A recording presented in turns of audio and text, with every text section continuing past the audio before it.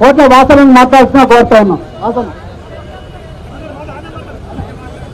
ఈరోజు hello BC సేలో Haliya కార్యక్రమానికి ముఖ్య అతిథిగా విచ్చేసిన మన బీసీ బిడ్డ మునగాడు అగ్రకులాల పట్ల మనకున్న ఏకైక మునగాడు ఎవరు?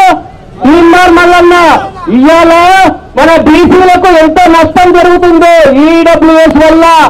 అసలు మనమున్న 60% ఇవాళ 60 సీట్లు మనకు రావాలి.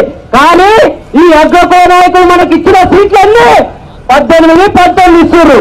అంటే ప్రతిరోజు నిత్యం బీసీలలో చైతన్యం కలిస్తున్న మనవాడు ఇవాళ నాగార్జున సాగర్ నియోజకవర్గంలో ఈ అగ్రకుల నాయకుల భర్తం పట్టడానికి వచ్చిన మనవాడు తీన్మార్ మల్లన్న గారికి ధన్యవాదాలు తెలుపుకుంటూ, అదేవిధంగా సూర్యాపేట ముద్దుబిడ్డ ఒట్ట జానయ్య గారికి మరియు ఇక్కడికి ఇచ్చేసిన బీసీ బిడ్డలు అందరికీ, నాయకులకు, విద్యార్థులకు, మీడియా రుచులకు దండు చేతులు మీతో నాకు పేరు లేదు, అందరికీ ధన్యవాదాలు తెలుపుకుంటూ, ఇవాళ మనం ఏం అడిగినామయ్యా?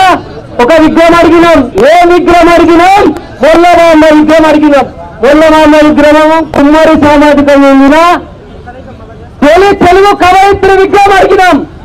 అయితే పెట్టమని ఆయననే చెప్తాడు, మళ్ళీ తర్వాత వద్దని ఆయన చెప్తాడు. అంటే ఏం రాజకీయం నడుస్తుంది? రాజరిక రాజకీయం నడుస్తుందా? ఆనాడు ఒక ఆయన తరిమి కొట్టినాం, అన్నిండు ఈయన తరిమి కొట్టడానికి మా మల్లన్న వచ్చిండు. తరిమి కొడతాం విధానం చెప్తున్నా.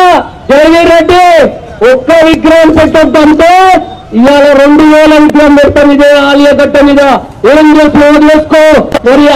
అప్పుడు పెళ్లి లలితక్కని 16 ముక్కలు చేసిన మాధవరెడ్డి విగ్రహం ఉండొచ్చు.